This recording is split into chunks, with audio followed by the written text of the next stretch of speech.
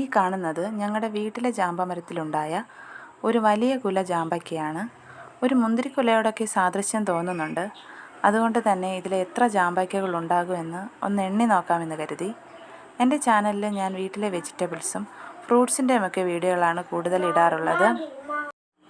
അപ്പോൾ ചാനൽ ഇഷ്ടപ്പെട്ടാൽ സബ്സ്ക്രൈബ് ചെയ്യാനും കമൻറ്റ് ചെയ്യാനും ലൈക്ക് ചെയ്യാനും മറക്കരുതേ. പിന്നെ ഈ ജാമ്പയ്ക്ക ഞങ്ങൾ അടുത്തെടുക്കുന്ന ടൈമിൽ ഒരു 5 ജാമ്പയ്ക്കയോളം തറയിൽ പോയിട്ടുണ്ടായിരുന്നു. സാധാരണ ഞങ്ങളുടെ ജാമ്പയിലുണ്ടാകുന്ന ജാമ്പയ്ക്ക കുലകളിൽ ഒരു 7-8 ജാമ്പയ്ക്കകൾ കാണാറുണ്ട്. ഇതെന്ന് വെച്ചാൽ ഒരു വലുതായിരുന്നു. അപ്പോൾ അതുകൊണ്ട് തന്നെ ഇതിൽ ഞങ്ങൾ എണ്ണി നോക്കി. അപ്പോൾ 28 ജാമ്പയ്ക്കകളാണുള്ളത്. അപ്പോൾ എല്ലാ ജാമ്പയ്ക്കകളും നന്നായിട്ട് പഴുത്തിട്ടില്ല, കുറച്ചൊക്കെ പഴുക്കാനുള്ളതുണ്ട്. അപ്പോൾ ഈ ജാമ്പയ്ക്ക നല്ല ടേസ്റ്റുണ്ട്. പിന്നെ അതിനകത്ത് കുരുവില്ല. പിന്നെ ചെറിയ മധുരവും പുളിപ്പുമൊക്കെ ഉള്ളതുകൊണ്ട് തന്നെ എല്ലാവർക്കും ഇഷ്ടമാണ്.